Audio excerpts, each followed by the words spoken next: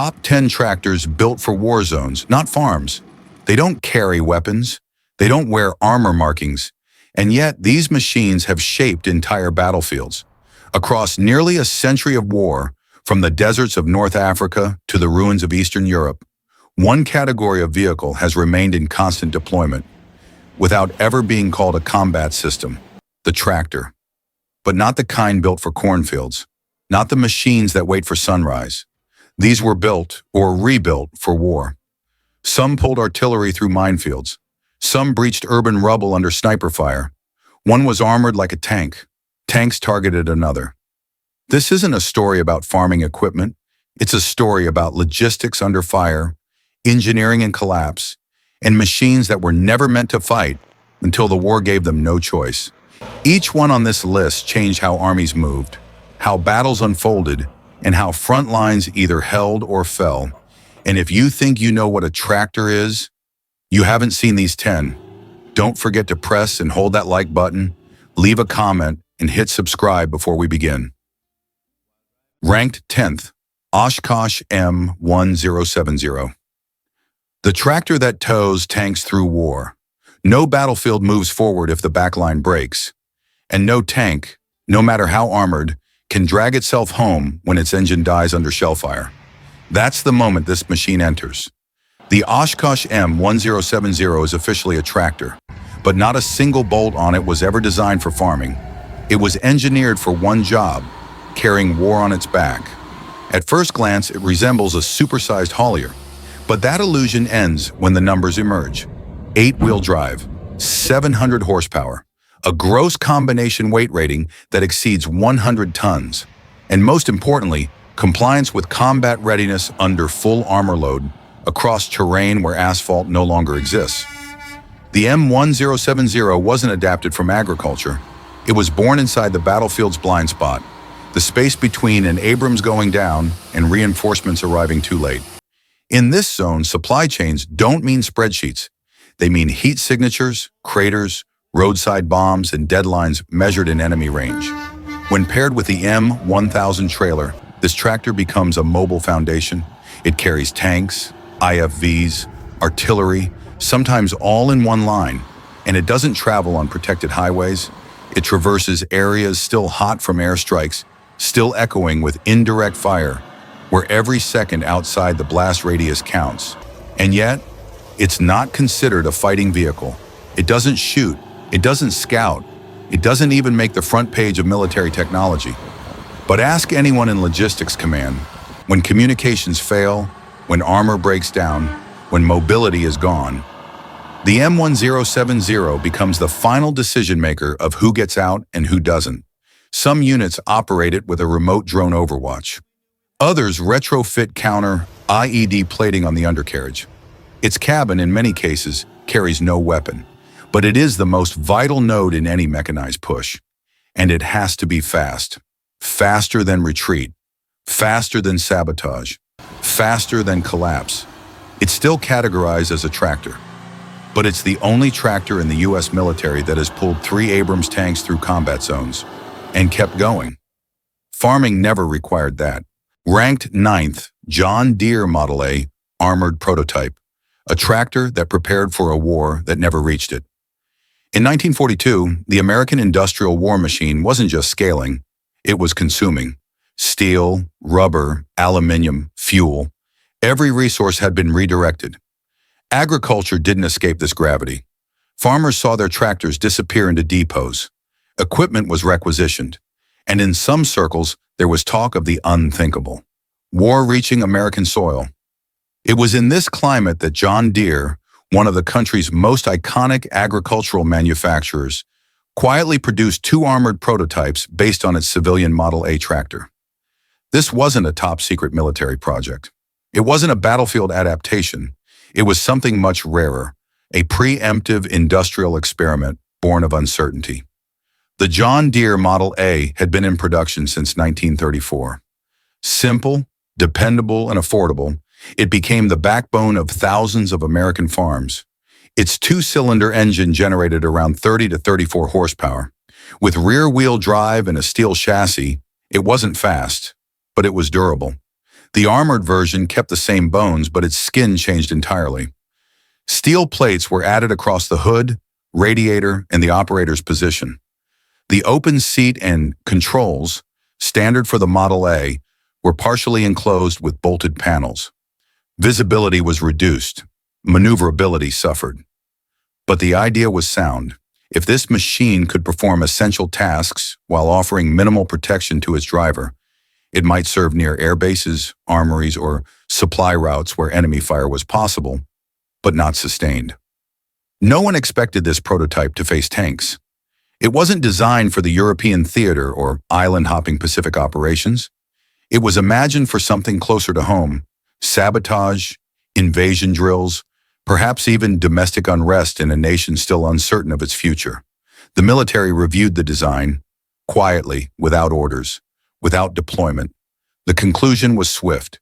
The Model A, armored or not, was fundamentally not a war platform.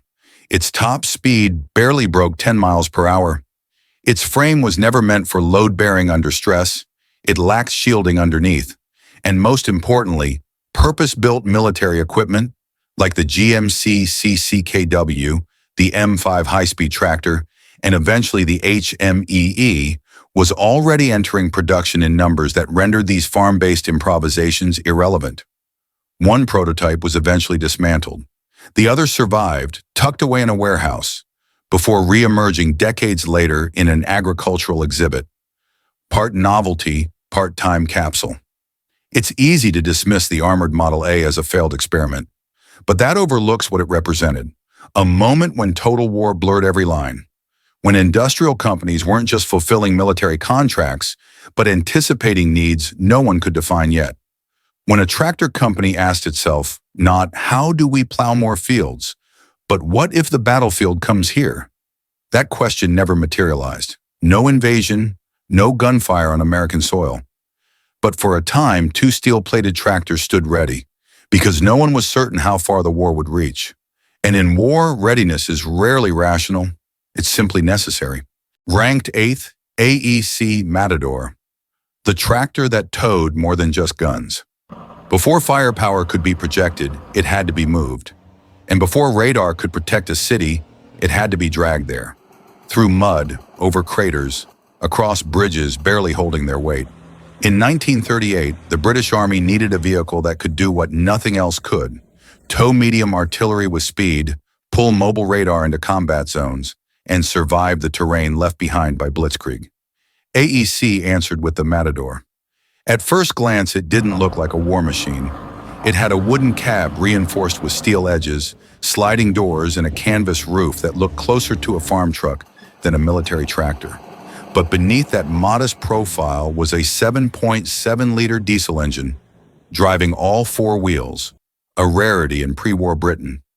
It could tow a 5.5-inch medium gun, a 3.7-inch anti-aircraft piece, or a mobile command radar array.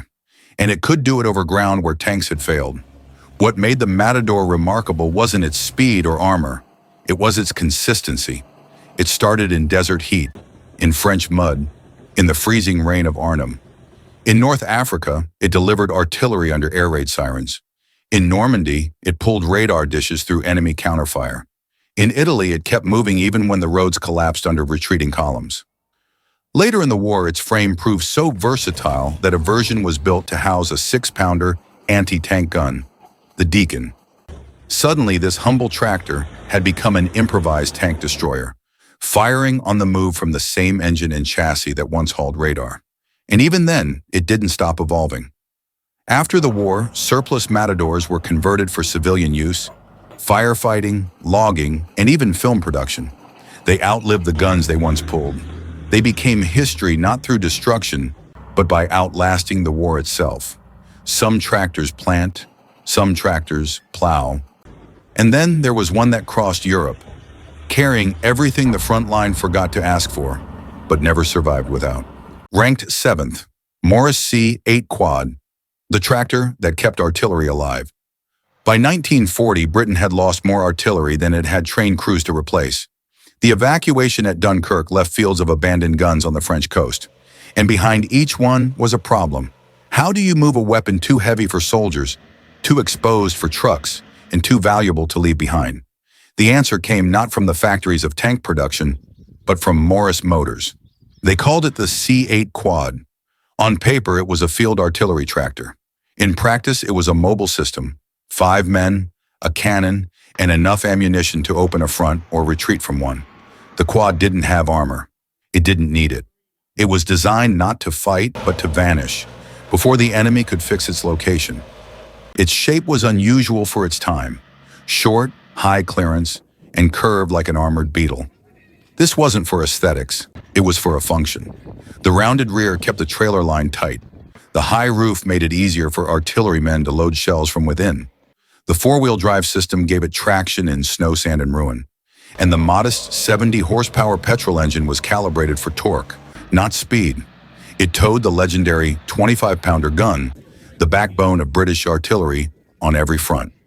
From the burning sands of El Alamein to the forests of Holland, these tractors hauled not just guns, but mobility. And that changed everything.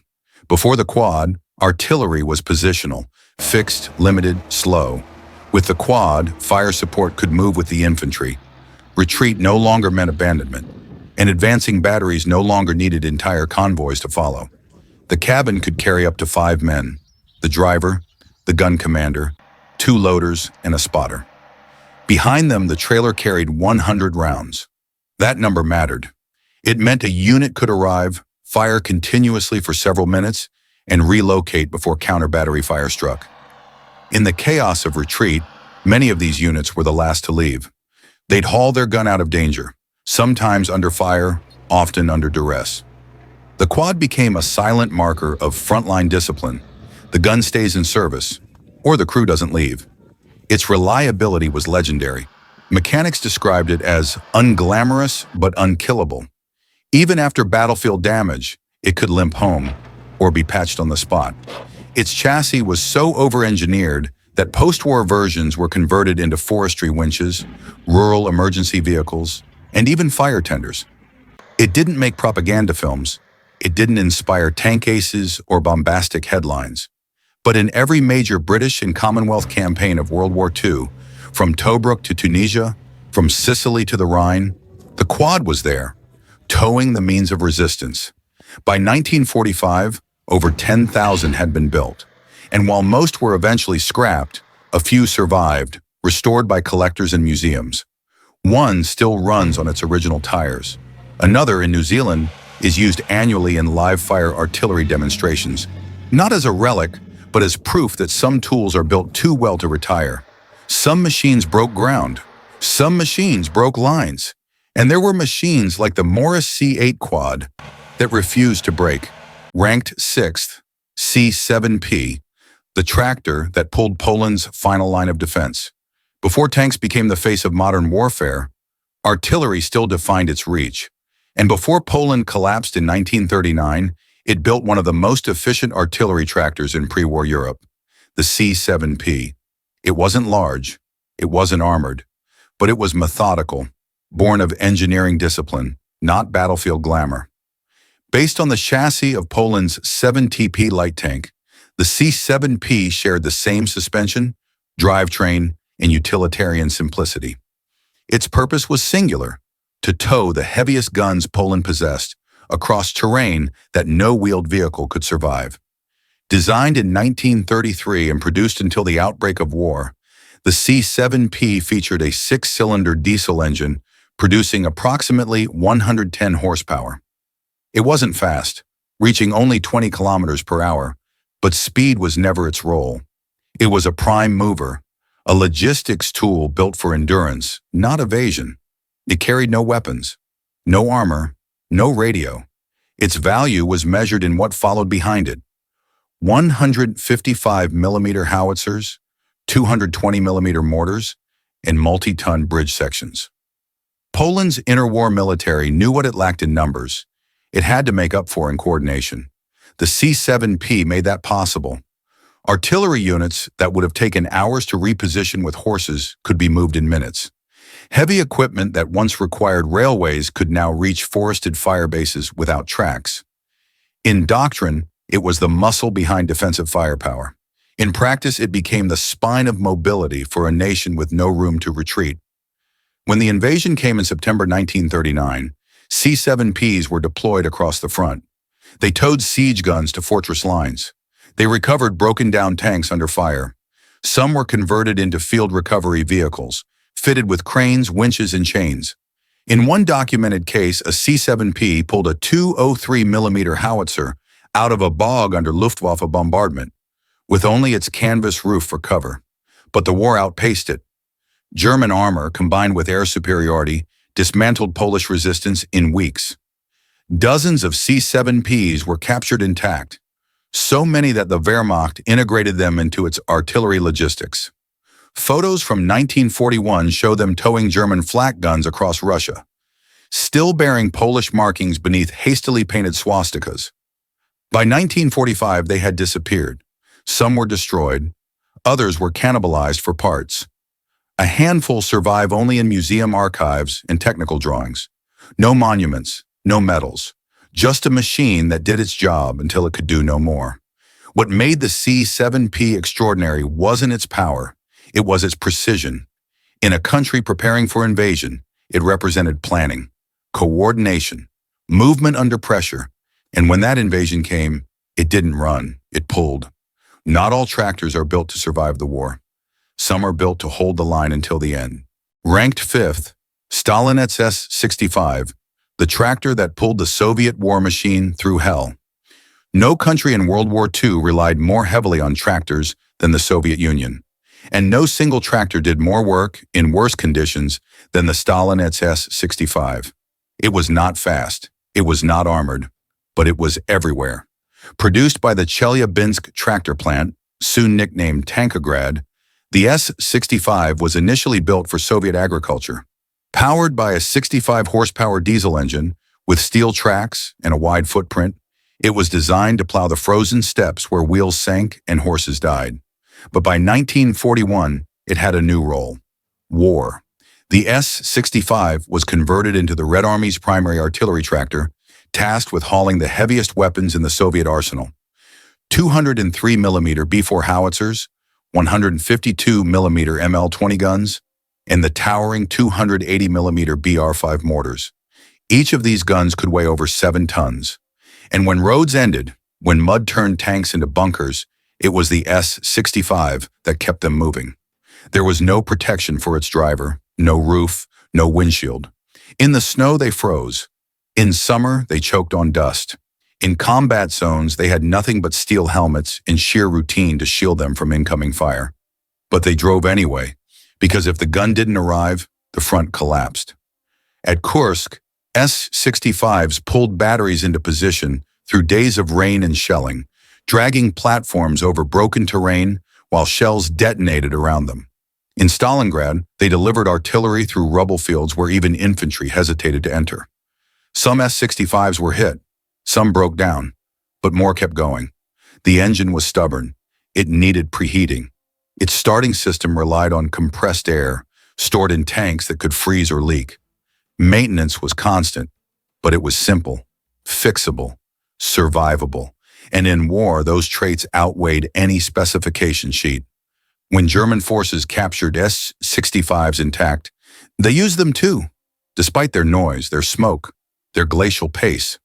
Because when the alternative was abandonment, even the enemy acknowledged what this machine could do. Over 37,000 were built by the end of the war. Some were converted post-war into civilian plows. Others served in Siberia, logging camps, or collective farms. But the ones that mattered most were never preserved. They were left behind, burned out beside railway guns, half buried in snow, or still hitched to the artillery they refused to let go. The Stalinets S-65 was not built to inspire. It was built to move the immovable. And in the most brutal chapters of the Eastern Front, it did, without armor, without speed, without pause. Ranked fourth, JCB HMEE, the fastest armored tractor on the battlefield. Most engineering vehicles are slow. By design, they follow the line, repairing what's broken, clearing what's buried. But modern war doesn't wait. And in 2006, the U.S. Army issued a demand that redefined the category. A machine that could dig, lift, tow, and survive an ambush, all while keeping up with a convoy of armored vehicles at 60 miles per hour. The result was the HMEE, developed by JCB, one of the world's leading heavy equipment manufacturers. The High Mobility Engineer excavator was unlike any vehicle before it. It looked like a backhoe. It drove like a truck, but it deployed like a battlefield asset. Built on a reinforced chassis, the HMEE weighed over 16 tons in its standard configuration.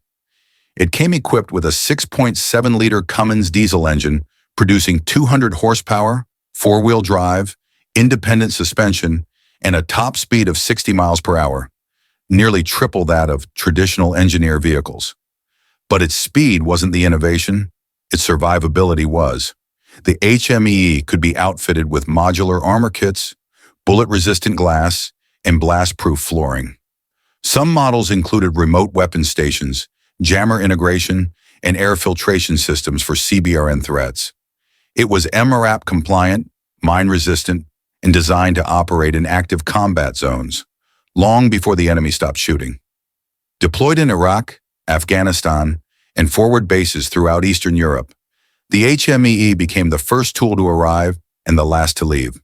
It breached walls, cleared roadblocks, built berms, deployed mobile bridges, and disarmed improvised explosive devices, all while under threat. Its dual-function cab allowed the operator to control both the front loader and the rear excavator from a single armored pod. Unlike traditional tractors, which required dismounting for manual configuration, the HMEE could adapt on the move. Dig, drive, defend. In one classified operation in 2010, an HME cleared a mine path through a dried riverbed under fire, dragging a disabled striker through the exit corridor before the second wave of shelling began. Its armor was pitted, its tires were shredded, but the vehicle was recovered. The unit survived. What made the HMEE revolutionary wasn't that it replaced other equipment. It replaced time. And in modern warfare, time is the most lethal variable. The U.S. military still uses HMEs today under multiple variants. HME Type 1 for general engineering, Type 2 for remote operations, and Type with specialized attachments. NATO partners, including the United Kingdom and Australia, have integrated it into their combat engineer units. It's been exported, upgraded, tested in Arctic conditions, and evaluated for drone conversion. But through all of it, one fact remains. This is a tractor by designation, but it can keep pace with armored columns, it can breach urban terrain, and it can dig out troops under fire. Farming never asked for that. Warfare demanded it.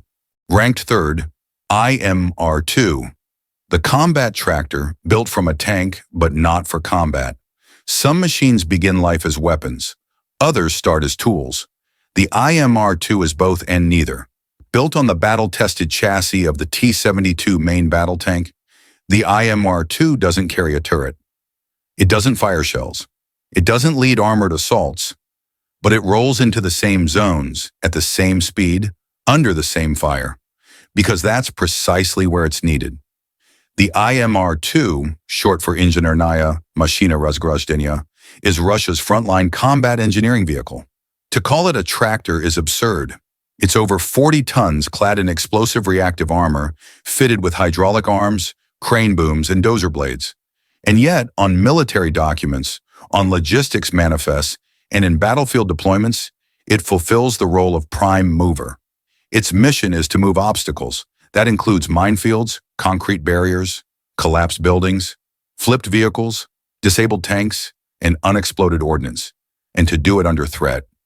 Its 12-cylinder diesel engine pushes 780 horsepower through a torsion bar suspension originally designed for tank warfare. It can ford rivers 5 meters deep with snorkel gear. One arm can lift debris weighing several tons. The blade in front can dig, flatten, or push fortifications. A telescopic crane can retrieve vehicles or deploy bridge segments. And unlike a bulldozer or civilian backhoe, the IMR-2 does all of this under direct fire. It's NBC protected. It has radiation shielding. Its crew of 2 can remain sealed inside for hours. Since the 1980s, IMR-2s have served in Afghanistan, Chechnya, Georgia, Syria, and Ukraine. In Grozny, they cleared corridors between sniper nests and mined zones. In Syria, they disarmed IED traps embedded in schools and rail tunnels. In Donbass, they recovered tanks under artillery range while drones mapped the skyline above them. And while its armor is formidable, it's never meant to shoot back. That's the paradox of the IMR-2.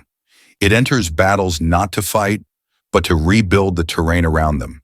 Its arms carve paths where maps have failed. Its blade clears routes no convoy can risk. Its crane lifts the wreckage that the war itself can no longer move. It's not a tank. It's not a farm tractor. But it carries the weight of both, with no banner, no offense, and no retreat option. By classification, it remains a tractor. By function, it's the silent partner of every armored division that plans to survive after the first wave hits. Ranked second, M5 high-speed tractor. The backbone behind every shell fired. World War II was not just won by firepower, it was won by what brought that firepower to the front. Fast in one piece and ready to fire, the M5 high-speed tractor wasn't built to fight, it was built to deliver the fight. By 1942, the U.S. Army faced a logistical truth. Its artillery had outgrown its transport.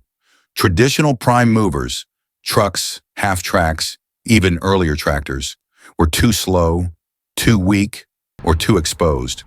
What the battlefield demanded was a new kind of tractor, fully tracked, fast enough to keep pace with mechanized infantry, and strong enough to haul weapons that redefined modern fire support. The M5 answered that demand. Built by International Harvester, the M5 weighed over 13 tons, ran on a 6-cylinder gasoline engine producing 235 horsepower, and rode on the same suspension system used by the M3 Stuart light tank. It could reach 35 miles per hour, unheard of for artillery tractors at the time.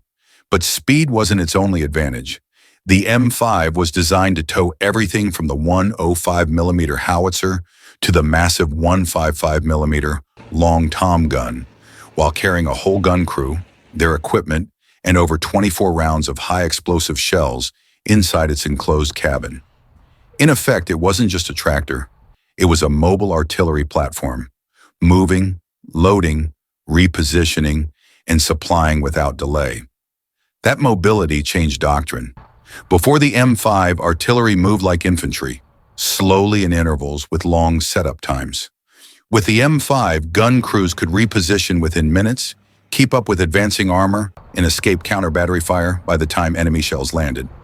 At Anzio, the M5 moved 155mm guns across open beaches before enemy spotters could recalibrate. At Bastogne, they pulled howitzers into forest lines under cover of snow and darkness, allowing American units to hold off encirclement until skies cleared. The vehicle itself was a study in balance. Its armor was light, but enough to shield against shrapnel. Its tracks gave it mobility through mud, snow, and rubble. Its cab was enclosed but ventilated. Its size was small enough for rail transport, yet large enough to carry what mattered. By 1945, over 5,000 M5s had been produced. They saw action in Europe, the Pacific, North Africa, and post-war Korea. Many remained in service well into the 1950s, repainted, repurposed, reissued. Today, few remain.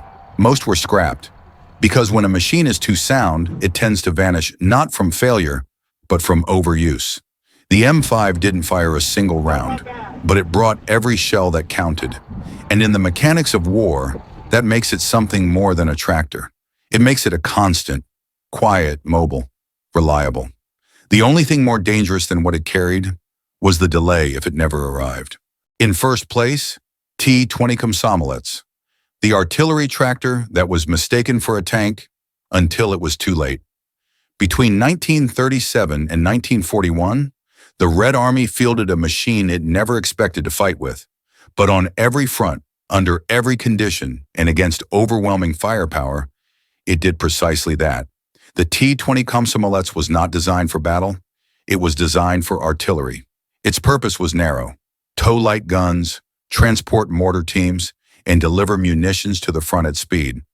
It could carry a crew of 2 in the cab, plus 6 seated in the rear compartment, exposed with no roof, no armor, no insulation. And yet, this machine became one of the most heavily engaged frontline vehicles of the Soviet Union's early war effort. Its stats were modest: a 4-cylinder, 50-horsepower gasoline engine, a maximum speed of 50 kilometers per hour, a mass under 4 tons, an armor plate no thicker than 10 millimeters, barely enough to stop small arms fire.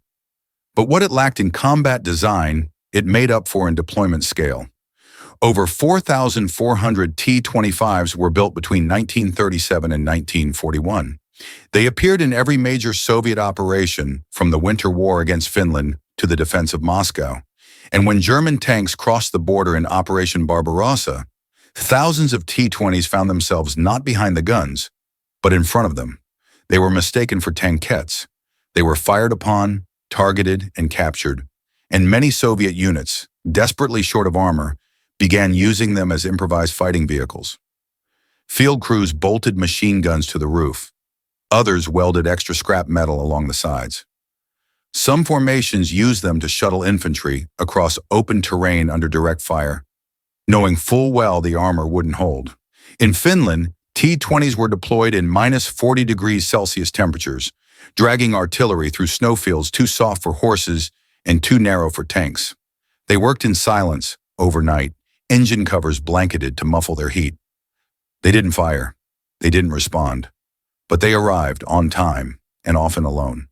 By 1942, most T-20s were gone, destroyed, abandoned, or cannibalized for parts. Finnish and German forces used captured units, some repainted and reassigned to patrol duties far from their original role. What made the T-20 exceptional wasn't its armor, or its gun, or its speed. The fact that none of those things defined its value. Its role was functional, tactical, sacrificial. It was used up, not by design flaw, but by necessity, and no replacement ever truly matched its scale-to-cost efficiency in rapid artillery deployment. Decades later, only a handful remain, rusted, half-preserved, sitting in forest museums and private yards across Eastern Europe. There are no documentaries about them, no parade displays, no military honors. But ask any Soviet artilleryman who served in the early war. What mattered wasn't what the T-20 could do. It was there when the rest of the army was still arriving. Most of these machines never made it into history books. They weren't built for victory parades. They were built to move something heavier than firepower: responsibility. Every one of them was designed to serve and ended up being tested far beyond its specifications. Some pulled artillery until their engines failed. Some cleared passages that infantry couldn't walk through, and a few kept moving, long after everything around them stopped. In war, weapons dominate the story, but it's the support machines, the tractors, the prime movers, the engineer platforms that determine whether a force can even survive its plans. They didn't fire, they didn't lead, but without them, nothing would have reached the battlefield in the first place, and that's where their legacy remains. Not in destruction, but in everything they made possible. Let us know which one resonates with you in the comments, and don't forget to like and subscribe to our channel for more content like this.